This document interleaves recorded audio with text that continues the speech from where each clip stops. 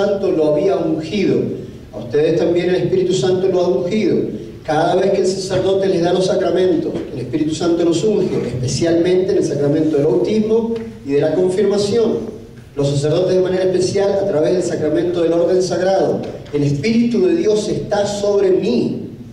El poder del Espíritu Santo está sobre mí, dentro de mí, me ha ungido, me protege, me cuida, me mantiene fuerte y me impulsa al Evangelio. Y fíjense cómo él describe su misión. Se puso de pie para leer y él ¿qué leyó? Leyó esto. El Espíritu del Señor está sobre mí y me ha ungido ¿para qué? Para proclamar la buena nueva a los pobres. Qué interesante. Eso no era lo que yo pensaba cuando era más joven. Para proclamar la buena noticia a los pobres. Yo no me juntaba con los pobres cuando era bien joven.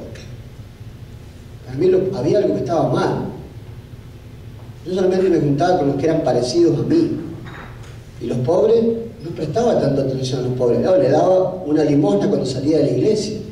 Pero Jesús, él ve su misión como proclamar la buena nueva a los pobres. Es decir, que yo al salir de la iglesia no le tengo que dar $1 sin mirarlo e irme, sino que Jesús le habla a los pobres, le proclama la buena noticia al pobre, a la gente más vulnerable y más sencilla. Me ha ungido para proclamar la buena nueva a los pobres. Si la iglesia es una iglesia de ricos o de clase media, no está siguiendo la misión de Jesús. Porque la misión de Jesús es proclamar la buena nueva especialmente a los pobres. Y acordémonos de esto, todo el mundo es de alguna manera pobre. También los ricos pueden ser pobres de espíritu. También los ricos les pueden faltar cosas. Pero aquí no dice que es a los ricos que les falta riqueza espiritual. Acá dice que Jesús proclama la buena nueva a los pobres. Así es como Jesús lo describe. Él me ha enviado a proclamar la libertad a los cautivos. Yo dije, wow, la libertad a los cautivos. Yo nunca en mi vida visité ninguna cárcel. Jamás fui a visitar la cárcel. En la cárcel estaban los malos, los criminales. Algo estaba mal en mi manera de entender el Evangelio. Proclamar la libertad a los cautivos. A veces hacer una visita en la cárcel, a los que están en la cárcel, muchas veces injustamente, muchas veces solo por no tener papeles, o muchas veces porque alguien más poderoso cometió un crimen y como tiene dinero se lo sacó encima y se lo mandó a alguien que no tiene tanto dinero para defenderse. Visitar a eso y llenarlos de libertad, de esperanza, respetarles su dignidad. Eso es algo que yo no había entendido nunca antes en mi vida.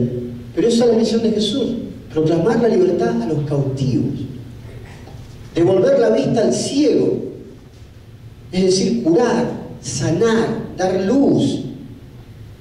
Nunca lo había pensado tampoco así. Sí, hay que ir a atender a los enfermos, obviamente, en los hospitales, hay que ayudarlos, pobrecitos.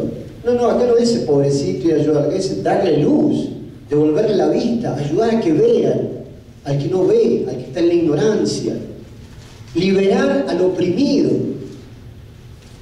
¿Quién se siente oprimido? Este hermano mío, esta hermana mía. Liberar al que se siente oprimido, quitarle los miedos, darle alas para que vuele, para que esté feliz, para que viva toda su dignidad. Ese es el mensaje de Cristo. ¿A quién le predicaba Jesús? A la muchedumbre. Donde sea, cuando sea, en cualquier momento, sin miedo. Fuera uno, fueran miles.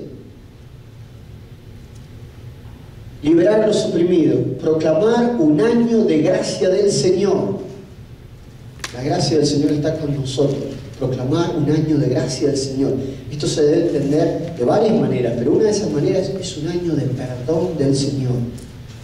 El Señor te perdona, el Señor te reconcilia, el Señor te entiende, el Señor te comprende, el Señor te perdona. ¿Qué hizo con la prostituta cuando se encontró y la querían apedrear? ¿Qué le dijo? Le dijo, tus pecados te son perdonados, vete y no peques más. El Señor te perdona, te ofrece el perdón generosamente. Un año de gracia del Señor. Y así como a ella, a esa prostituta que la querían apedrear, así también al recaudador de impuestos que estafaba a la gente y les quitaba o los defraudaba, lo perdonó, lo miró con amor y le dijo, Zaqueo, sí, hoy día me hospedo en tu casa. Tú no eres un indigno pecador, tú eres digno a pesar de tu pecado y quiero estar contigo. Te valoro, te perdono. Y el pecador, ¿qué hizo? Lo recibió a Jesús y se transformó por el perdón de Dios. Y dijo, si he defraudado a alguien, le devolveré 4 veces más. Esa es la misión de Jesús.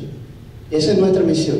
Cuando nuestra misión se centra solo en los que son católicos, solo en los que vienen a misa, solo en los que pueden colaborar y ayudar, solo en los que están bien, algo está fallando en nuestra misión porque no la estamos viviendo como la entendió Jesús. Paro aquí. ¿Hay alguna pregunta, algún comentario, alguna corrección que me quieran hacer hasta aquí? Sin miedo. ¿Vamos bien? ¿Seguimos? Muy bien. El Espíritu Santo nos llama a continuar con la misión de Cristo a todos nosotros. O sea que si nosotros entendemos la misión de Jesús, tenemos que continuar con eso. Aquí hay alguien que no era católico, Martin Luther King.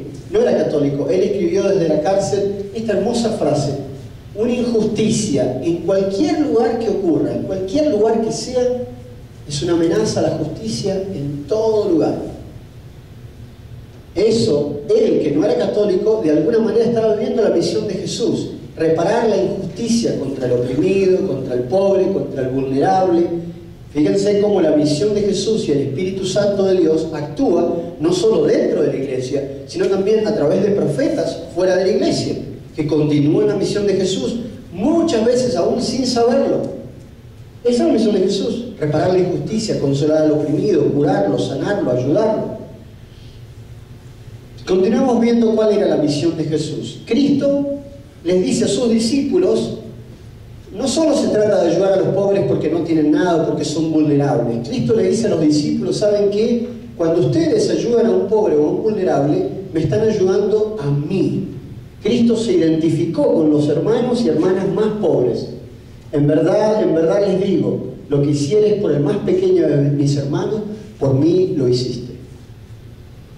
San Lorenzo Mártir, no sé si conocen la historia de él, era un diácono que estaba en Roma. Y Roma era atacada muchas veces por los piratas, y se llevaban los piratas todo. Entonces fueron los piratas a Roma, y los curas huyeron, los papas huyeron, todos se fueron, y quedó San Lorenzo Mártir, el diácono que atendía a la comunidad, el diácono que atendía a los pobres. Y entonces, claro, la gente dice, se vienen los vándalos, se vienen los piratas, nos van a saquear todo lo que tenemos. Diácono, usted tiene que ir con nosotros y hablarles en nombre nuestro. Entonces fue el diácono, ahí en nombre de la comunidad, él al frente, a hablarle con los vándalos y los piratas que venían a arrasar Roma en aquel tiempo. Entonces los piratas le dijo, tienen un solo día, dentro de 24 horas queremos que nos entreguen la riqueza de la ciudad. ¿Qué hizo el diácono? El diácono se volvió a la casa y fue a buscar a todos los pobres de la ciudad, absolutamente a todos los pobres, y se los trajo a todos los pobres con él. Y le dijo, esta es la riqueza de la iglesia, esta es la riqueza de nuestra ciudad. No les gustó nada, por eso lo pasaron y lo quemaron en la parrilla, los vándalos, y lo mataron y saquearon la ciudad. Pero fíjense el valor de él. Él no lo hizo como una broma, él lo hizo como una convicción. A él lo mataron por esto, murió mártir por esto. Murió mártir por proclamar que la riqueza de la iglesia eran los pobres que él traía. Lo mataron. Yo lo digo así como parece gracioso, pero a él lo mataron por eso. La riqueza de la iglesia está ahí. ¿Por qué? Porque Cristo se identifica con los pobres, con ellos. ¿Qué le dice Jesús al joven rico? Este es un evangelio que a mí no me gustaba mucho leer porque nos desafía demasiado. Viene el joven rico, quiere ser su discípulo, quiere ser perfecto, le dice, maestro, ¿qué tengo que hacer para alcanzar la vida eterna, para ser bueno? Y Jesús le dice, bueno, tienes que cumplir los mandamientos. Y el joven rico le dijo, los mandamientos los cumplo desde mi juventud. ¡Wow! A mí me encantaría cumplir todos los mandamientos de mi juventud, pero es difícil cumplir los mandamientos, pero este joven cumplía todos los mandamientos. ¡Wow! Y Jesús, ¿qué le dijo? Si quieres ser perfecto, ve, vende todo lo que tienes, dalo a los pobres, luego ven y sígueme. Vende todo lo que tienes, dáselo a los pobres, ven y sígueme. La perfección de la vida cristiana puesta en entregarlo absolutamente todo.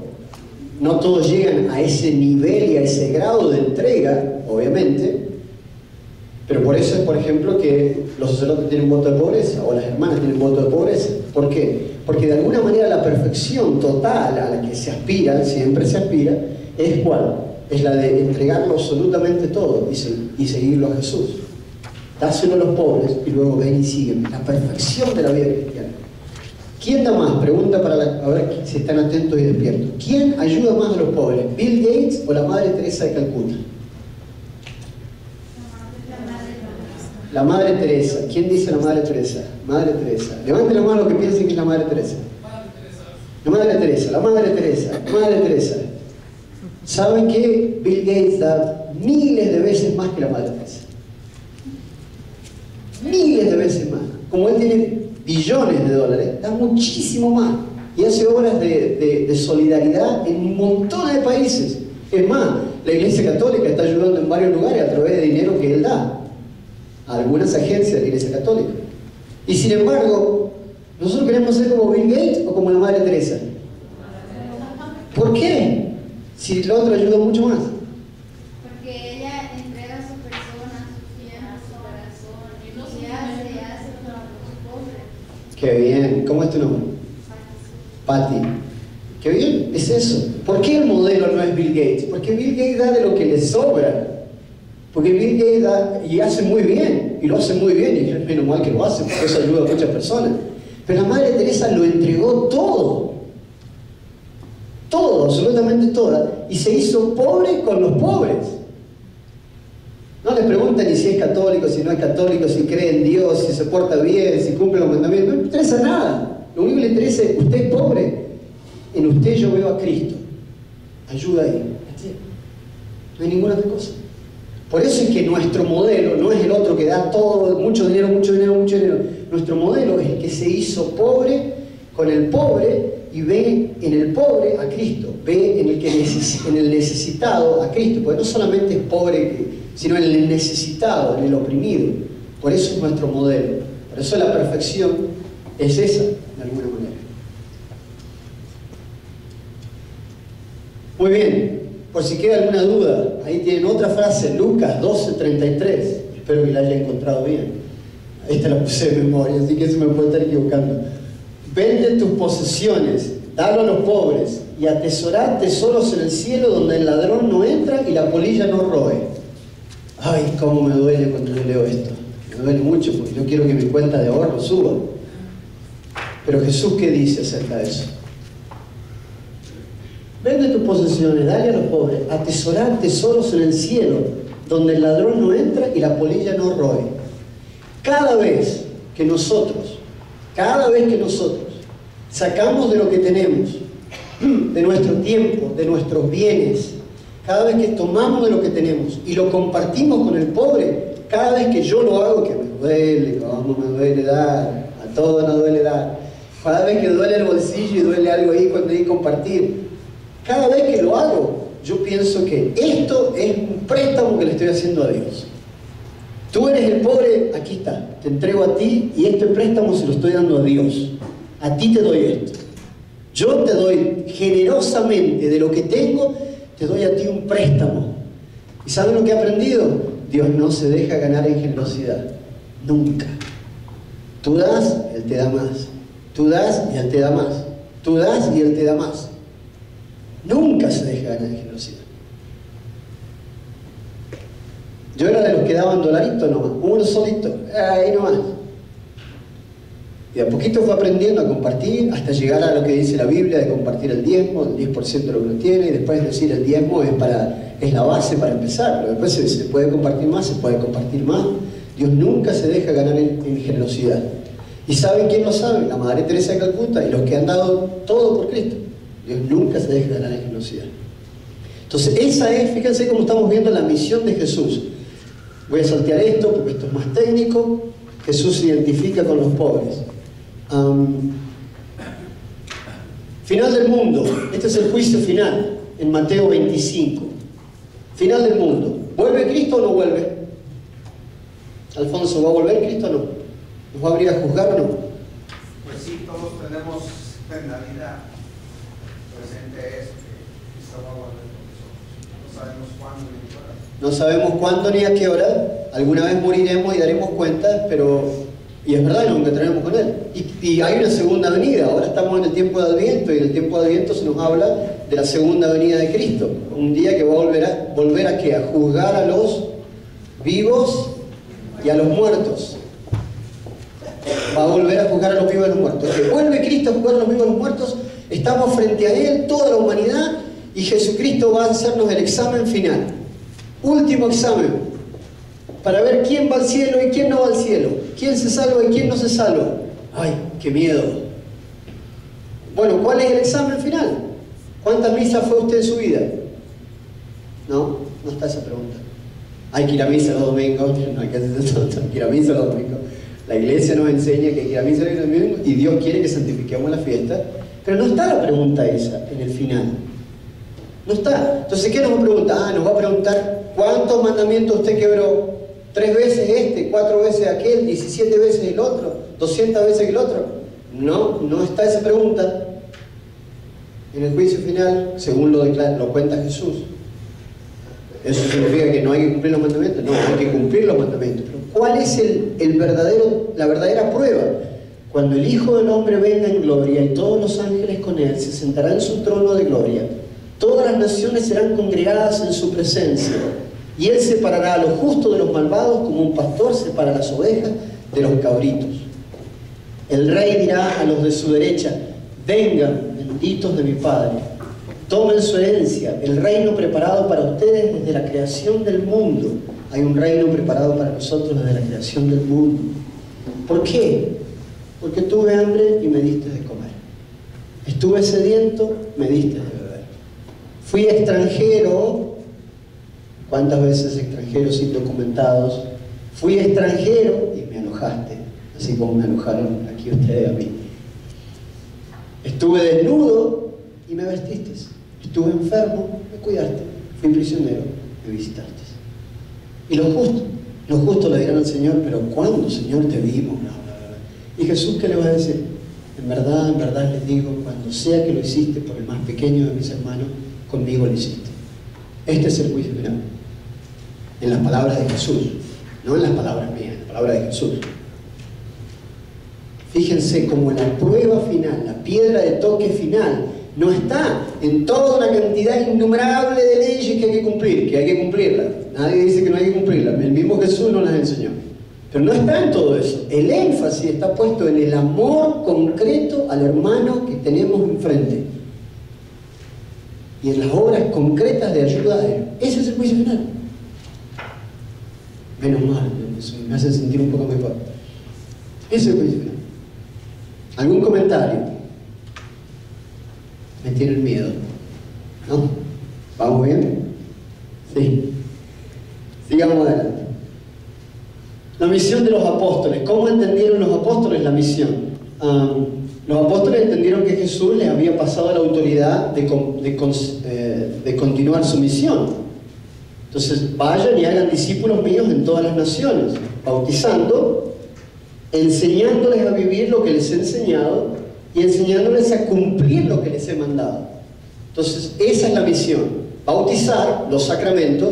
Por eso es que toda parroquia tiene su programa sacramental, por eso en toda parroquia se hace bautismo, en toda parroquia se invita a vivir la vida sacramental, que es la que nos trae la gracia de Dios, que nos trae la vida de Dios. Los sacramentos, enseñar. Por eso el catecismo, levanten la mano los que son catequistas. ¿Hay alguna catequista?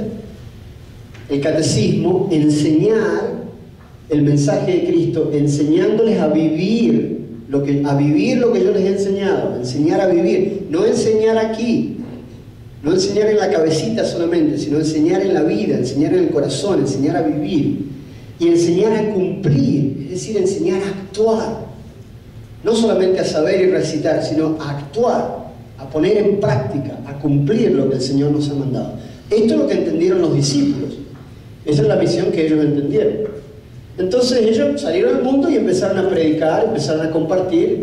Jesús murió, resucitó, fue al cielo y ellos empezaron a fundar la comunidad de los cristianos. ¿Cómo era la comunidad de los cristianos que fundaron los discípulos, los apóstoles del Señor? ¿Cómo eran? Si ustedes van a Hechos, capítulo 2, ahí tienen del 43 al 47, pueden leer cómo eran. Y más todavía, más bonito y más claro, en el capítulo 4, 31 al 37. Todos los creyentes de la comunidad cristiana fundada por los discípulos tenían una sola mente y un solo corazón. Nadie reclamaba nada como suyo propio. ¡Wow! Nadie reclamaba nada como suyo propio. Oh, este es mi carro, esta es mi casa, esta es mi comida, esta es mi propiedad, estas son mis cuentas. Nadie reclamaba nada como suyo propio, sino que compartían todos sus bienes. Y la gracia de Dios era tan poderosa, evidentemente era tan poderosa, en ellos, que no había entre ellos pobre alguno. Eso está en los Hechos de los Apóstoles. No había entre ellos pobre alguno. ¿Por qué? Porque la gracia de Dios era poderosa y ellos compartían. Entonces cuando iban a la iglesia no es que había, pues, ¿por qué tiene que haber un pobre? ¿Por qué está usted pobre? ¿Cómo puedo ayudarlo para que usted no esté pobre? ¿Qué hago para que usted no sea pobre? No había entre ellos pobre alguno. Así era la comunidad fundada por los apóstoles. Y de a poco esta caridad y este amor poderoso fue de a poquito enfriándose. Y obviamente empezaron a surgir las diferencias y las cosas. Pero este era el comienzo. ¿Quieren más concretas? Fíjense lo que dice más abajo. Los que tenían tierras o casas las vendían y ponían el dinero a los pies de los apóstoles para que fuese distribuido entre quienes tenían necesidad. Esto está en los Hechos de los Apóstoles, está en la palabra de Dios. O sea, no era que yo compro una casita, después compro otra casita, después compro otra casita, y voy haciendo mi dinero, voy creciendo. No. Los que tenían tierra o casa, ellos la vendían y ponían el dinero a los pies de los apóstoles. Yo entiendo, es un ideal extremadamente alto, pero este es el ideal. Esto es lo que buscamos en nuestra vida. No es acumular para nosotros y dar un poquitito de lo que tenemos, sino compartirlo todo. Ese es el ideal de nuestra vida. Así está en la palabra de Dios. Así lo entendieron los discípulos de Jesús. La iglesia, ¿cómo entiende la iglesia el llamado a la misión? La iglesia nos sigue llamando en el mundo moderno, en el mundo actual, y lo ha hecho durante todos los siglos. Nos llama a la solidaridad, a vivir en solidaridad con los necesitados. Y dice en uno de los documentos de Juan Pablo II, la solidaridad no es un sentimiento vago de compasión. No es que, ay, qué pena que me da, míralo, pobrecito, no tiene nada. No es ese sentimiento de la solidaridad. No es como una tristeza, ay, pobrecito, no, hace tanto frío afuera y él no tiene nada. Eso se siente, obviamente, cuando uno ve a alguien sufrir, uno ve a un niño, ve a un anciano, ve a una persona, siente tristeza de verlo así. Pero la solidaridad no es ese sentimiento de tristeza. ¿Qué es entonces? Es una determinación firme y perseverante. Es algo que sale de nuestra voluntad.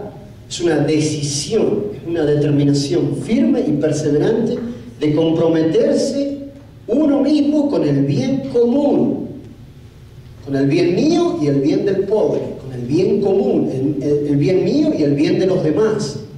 Esa es la solidaridad, no la compasión o la tristeza, sino la decisión firme y perseverante de comprometerse al bien de todos. El bien de todos y cada uno de los individuos, porque todos somos responsables de todos. Todos, sin excepción. Todos son nuestros hermanos y nuestras hermanas. Mi bien, mi santidad, su bien y su santidad se juzga sobre cómo respondemos a la necesidad de lo que tenemos alrededor. Ahí es donde está la piedra de toque, para saber si uno está viviendo el Evangelio como Cristo nos pide. Todos somos responsables de todos. No podemos decir, no, yo no tengo nada que ver con él. No. Todos somos responsables de todos. Los obispos de los Estados Unidos escribieron un documento muy lindo que muy poca gente conoce. Es más, hay obispos que no conocen el documento. Es muy gracioso. Pero los obispos en su mayoría se reunieron y escribieron un documento. Como todo documento se lo encargan a 4 o 5 que lo preparan y expresan esa voz en nombre de todos los obispos. Bueno, ese documento yo no lo había leído hasta hace un par de años atrás.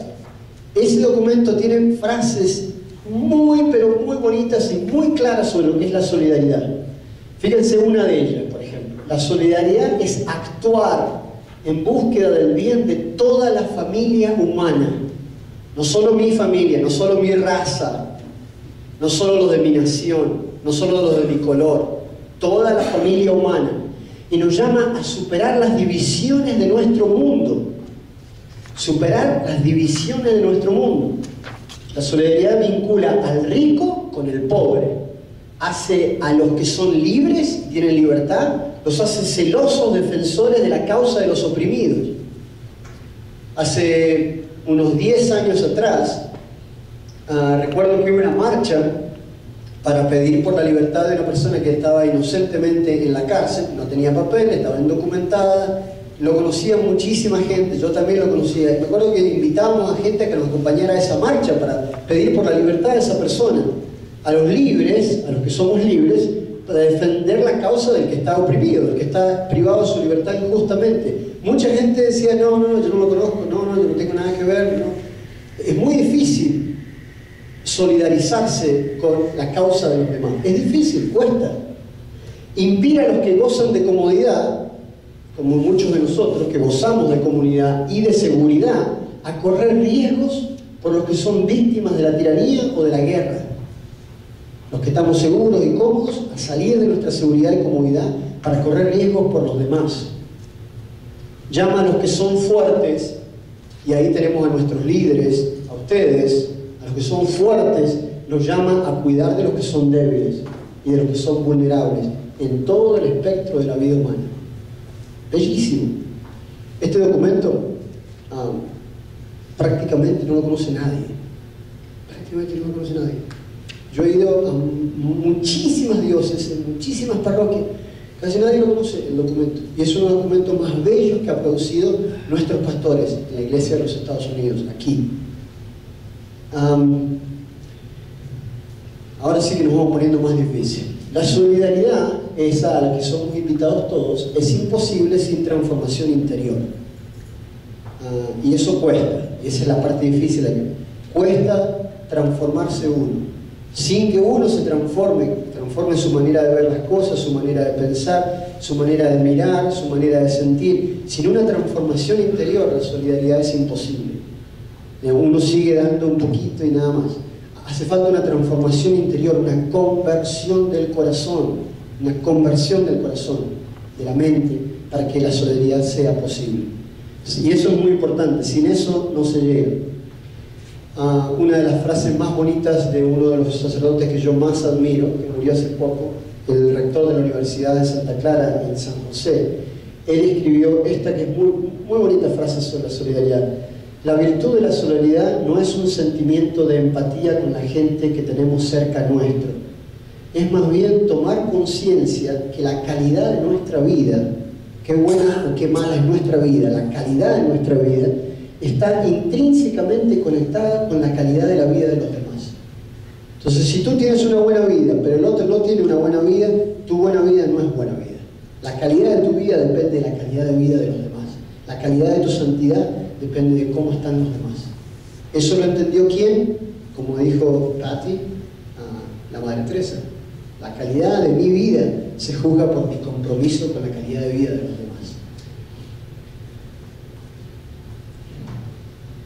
Muy bien. Ya quedan 10 minutos para el break, así que hagan un último esfuercito y ya vamos al descanso.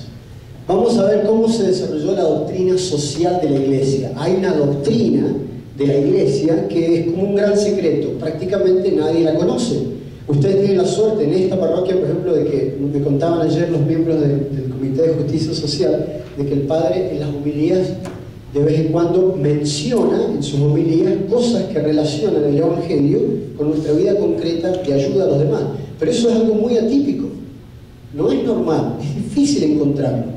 Hay una doctrina social de la Iglesia que se ha ido desarrollando a través de los años, que tiene su base en el Evangelio, como ya lo vimos, en los Hechos de los Apóstoles, también tiene su base en el Antiguo Testamento con los profetas, y que los papas han ido escribiendo sobre temas de la vida de cada día de los hombres, y a eso le llamamos la doctrina social de la Iglesia. Todos los temas sociales, económicos. La Iglesia tiene una doctrina, tiene una enseñanza. Conocerla y vivirla es parte de ser buen discípulo de Jesús.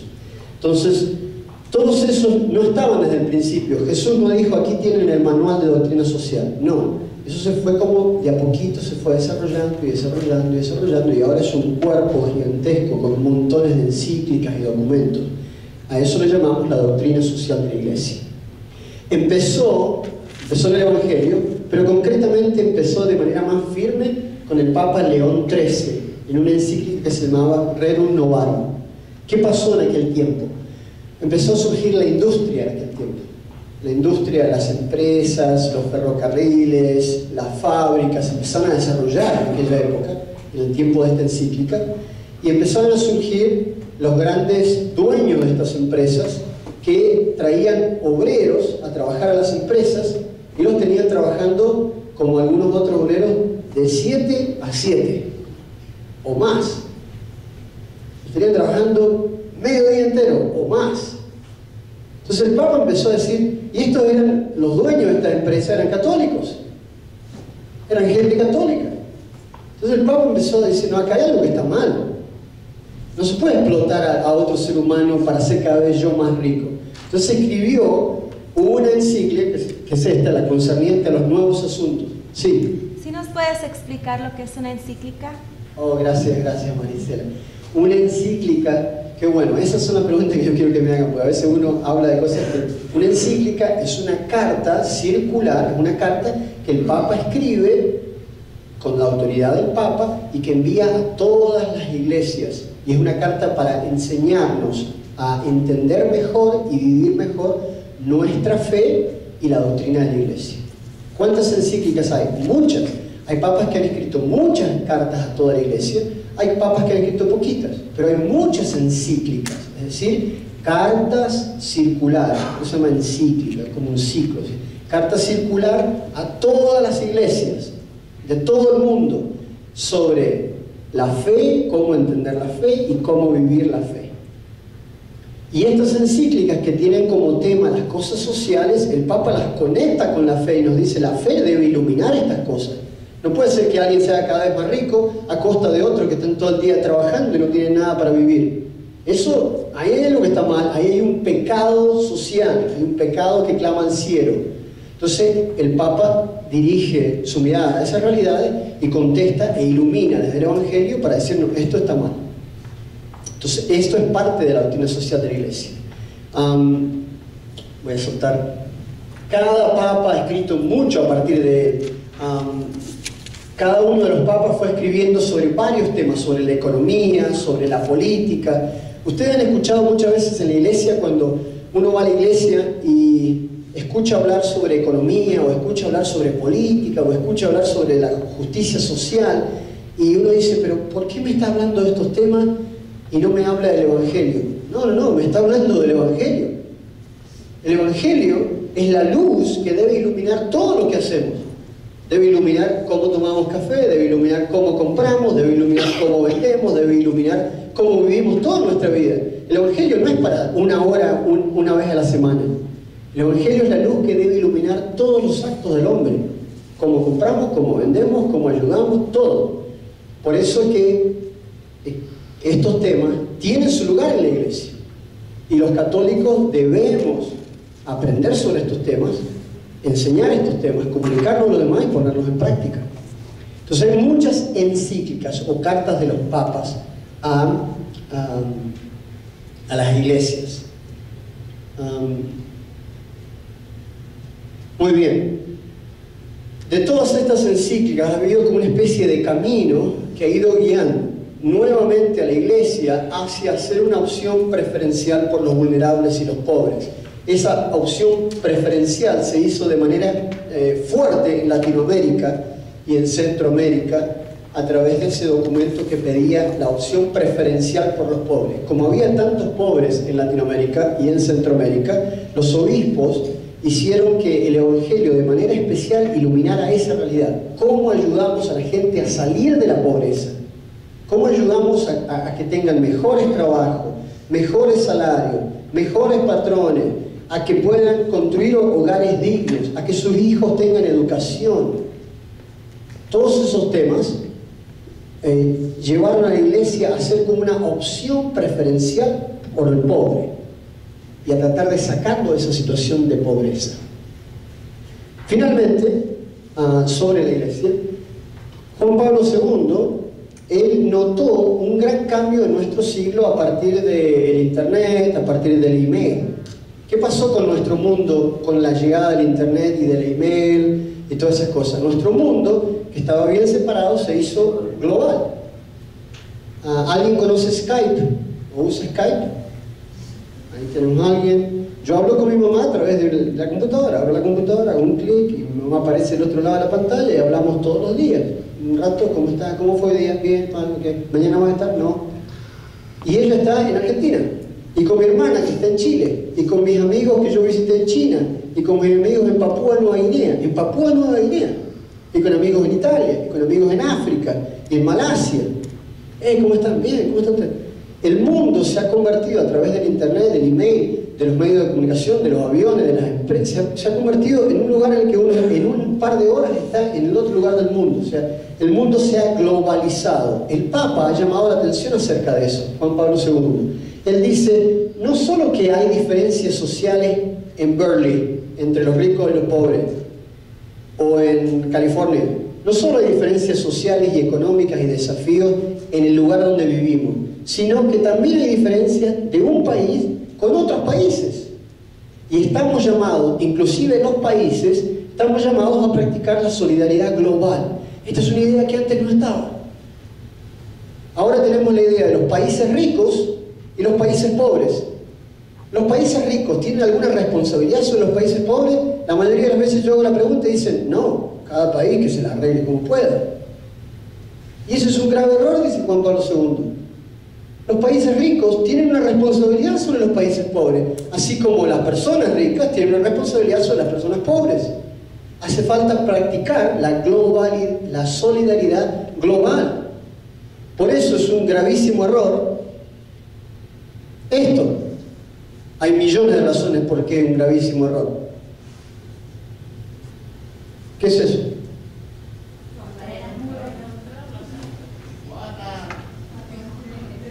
Yo vivo ahí a 10 minutos, a 10 minutos de Tijuana.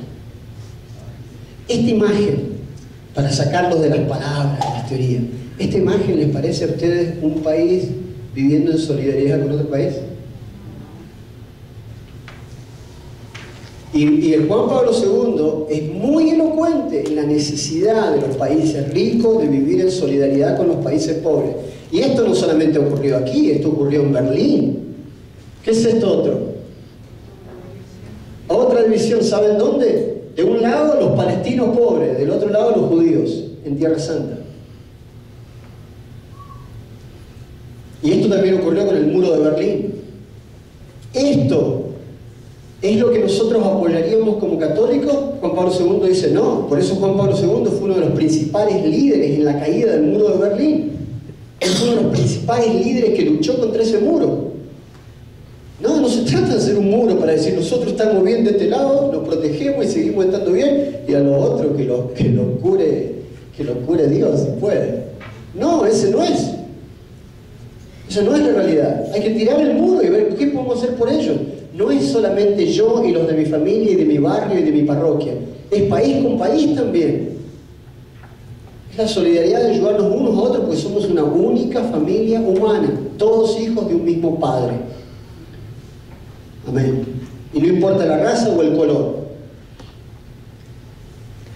Finalmente, y vamos al recreo en 3 minutos, llegamos a Benedicto, y Benedicto hizo mucho énfasis en su encíclica, en su carta a todas las iglesias, y Dios es amor. Él hizo muchísimo énfasis. Esto no es propiamente una encíclica escrita con el mismo. No voy a entrar en esa parte técnica. En su carta, Benedicto XVI escribió muy profundamente sobre la necesidad no solo de practicar la justicia, la caridad con los necesitados, sino de practicar la justicia, que va a ser el tema de nuestra próxima charla cuando volvamos del break.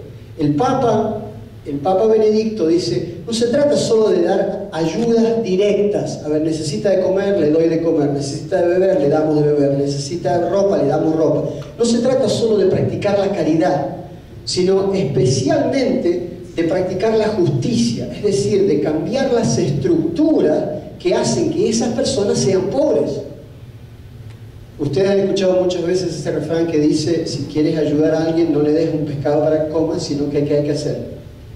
Darle una caña y enseñarle a pescar.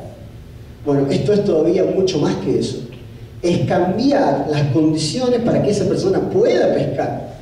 ¿De qué sirve que yo le dé la caña de pescar y le enseñe a pescar si no lo dejan llegar al lago, si tiene que pagar un montón de permisos, si tiene que presentar una ID que no tiene? Cambiar las estructuras de injusticia que hacen que algunos siempre estén oprimidos por su condición de pobreza. Entonces, Benedicto XVI, un papa brillante, puso el énfasis no solo en la práctica de la caridad directa, sino también en el cambio de las estructuras, que es lo que vamos a ver al final del recreo. Les agradezco la paciencia. Yo creo que estas son cosas que nos hacen mucho bien y nos hacen aprender. Ahora les va a dar Marisela y Cristín, les van a dar a ustedes los principios de la doctrina social de la Iglesia. Hay como, algunos ponen 7, otros ponen 10, para que ustedes se lo puedan llevar con ustedes en español. A cada uno puede agarrar una copia. Y ahí están los principios básicos de la doctrina de la Iglesia. Cada uno de ustedes lo puede tener. Y te dice, estas son las cosas que enseña la Iglesia. La santidad y la dignidad de cada persona. Y todos los demás principios. Y cuando volvamos, hablamos un poquito de los principios y compartimos sobre el cambio de la justicia. Muchas gracias y disfruten 15 minutos, vamos a tomar un recreo.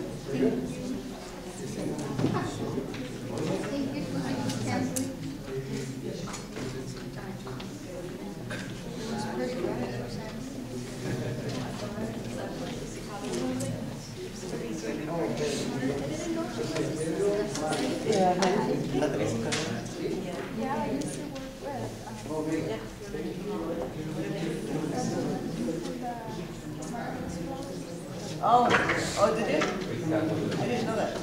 Yes, I saw you before.